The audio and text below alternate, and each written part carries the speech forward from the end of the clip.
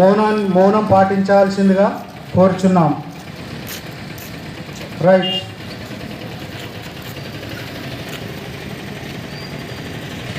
జై భీమ్, జై భీమ్.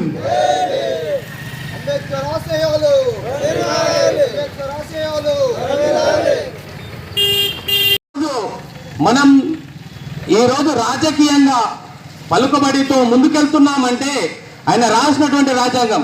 ఈరోజు కింద మెంబర్ల నుంచి పైన ఉన్నటువంటి ప్రధానమంత్రి కానీ రాష్ట్రపతులం అవుతున్నామంటే ఈరోజు ఆయన రాసినటువంటి రాజ్యాంగం అని గుర్తు చేసుకోవాల్సిన అవసరం ఉందని నేను చెప్తున్నాను.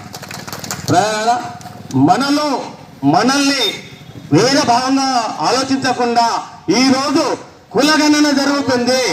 ఈరోజు మండల స్థాయిలో మనకొక గ్రామానికి ఏదైనా పోరాటం చేస్తున్నామంటే ఆయన రాసినటువంటి రాజ్యాంగం అని గుర్తు చేసుకోవాల్సింది. ఆయన ఆర్టికల్స్ ఎన్నో రాశాడు, అవి పట్టుకొని ఈరోజు ముందుకెళ్తున్నాం. కాబట్టి ప్రతి ఒక్కరికి చెప్తున్నాను, మనము బీసీలము, బీసీ అని కాదు, బడుగు బలైన వర్గాలు ప్రతి ఒక్కరము పట్టుదలతో ఉండి మన పట్టుదలను సాధించుకునేంత వరకు పోరాడుతుంటే ఏదైనా సాధించుకుంటాం. మనమెంతో మనకంతా అనేది ముందుకెళ్లాల్సిన అవసరం ఉందని ప్రతి ఒక్కరికి గుర్తు చేస్తున్నాను. జై హింద్, జై బాబాసాహెబ్. ధన్యవాదాలు. మరి ఈనాటి కార్యక్రమంలో మరి చాలా వివరంగా వివరించడం జరిగింది.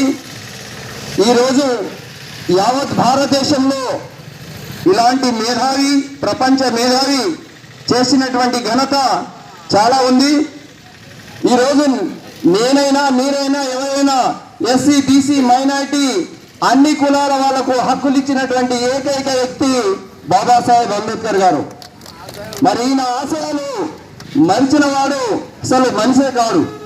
మరి ఆయన పుట్టిన నుంచి మరణించే వరకు మరొక పిల్లలు చనిపోతూ ఉంటే కూడా సమాజం సమాజం సమాజం అని లాస్ట్కు సమాజమయ్యాడు. కానీ ఆయన ఏమి పదవుల్ని ఆశించలేడు, ఏమి సాధించలేడు.